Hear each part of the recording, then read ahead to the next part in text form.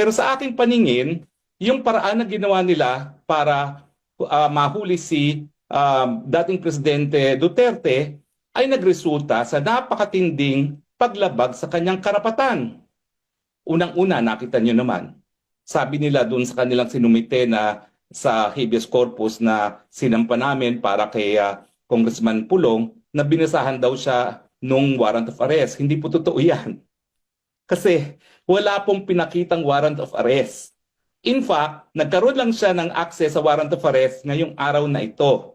Kasi kagabi, bago pumasok sa detention facility si Attorney Kaufman, nagpa-print sa akin ng isang kopya ng warrant of arrest. At ngayon pa lang nabasa ni Presidente yung warrant of arrest laban sa kanya. Ilang araw na nakalipas matapos na siya ay naaresto at napadala rito sa dahig. Pangalawa, hindi lang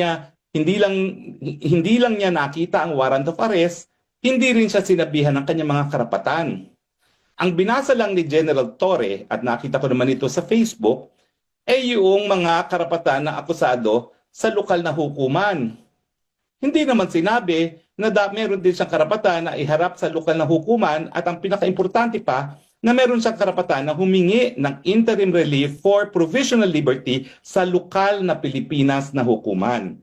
Kaya nga po mali yung sinasabi din nung Castro na dito daw sa Hague haharap sa lokal na hukuman ang presidente. Hindi po. Diretso na siya sa ICC, hindi na dumaan sa lokal na tribunal. So nakikita nyo na yung mga tao ng administrasyon, hindi alam ang sinasabi nila.